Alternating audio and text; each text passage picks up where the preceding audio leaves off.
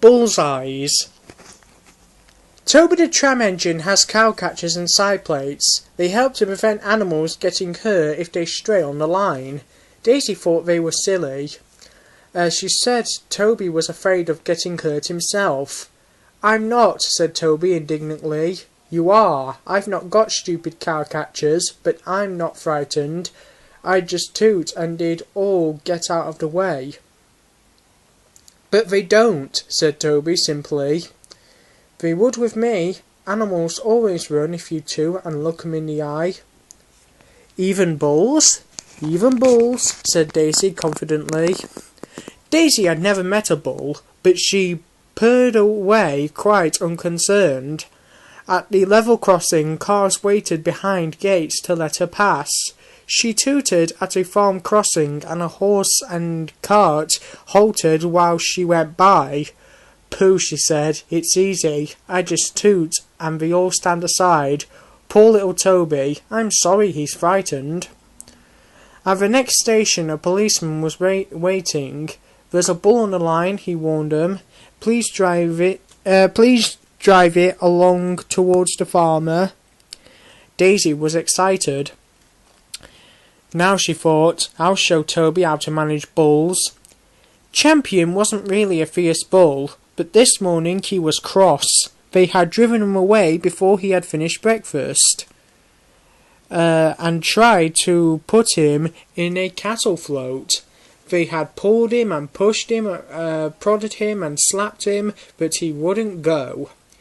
He broke away and trotted down the road. He saw a fence, jumped it and slithered down a slope. Champion was surprised. This was a new kind of field. It had a brown track at the bottom, but there was plenty of grass on each side, and he was still hungry. "Ooh, ooh," tooted Daisy. "Go on." Champion had his back to her. He was too busy to pay any attention. "Ooh, ooh," said Daisy again. Champion went on eating. This is all wrong, thought Daisy. How can I look him in the eye if he won't turn around?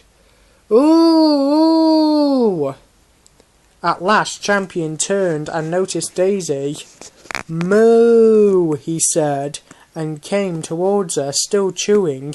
He wondered what she was. "Ooh," said Daisy feebly. "Why doesn't he run away?" The guard and the policeman tried to shoo Champion, but he wouldn't stay shooed.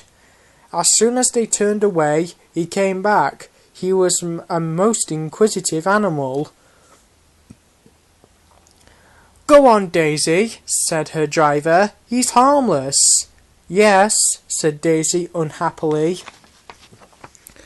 "You know he's harmless, and I know he's harmless, but does he know? Besides, look at his horns. If I bumped into him, he might hurt them." "The farmer wouldn't like that."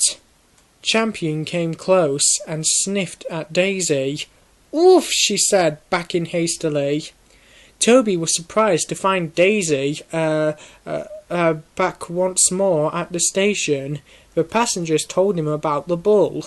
He chuckled. "Bulls always run if you toot and look them in the eye, huh, Daisy?" Daisy said nothing. "Ah, well," Toby went on, "we live and learn. I'd better chase him for you, I suppose." He clanked away, but Champion took no notice of Toby's bell or whistle. He didn't move till Toby hooshed him with steam. Then Toby gently shooed him along the track to where the farmer and his men were waiting. Daisy had an exhausting day. Toby and Percy often met her on their journeys, and though they never mentioned bulls, they gave her pitying looks. It made her so cross. Her last journey ended at the top station. Some boys were on the platform. Suddenly, one of them came running, holding a paper bag. Look, he shouted, I've got a quarter of bullseyes. I think they're super, don't you? They shared the sweets and sucked happily. Grrr, said Daisy. Keep your old bullseyes. She scuttled to her shed.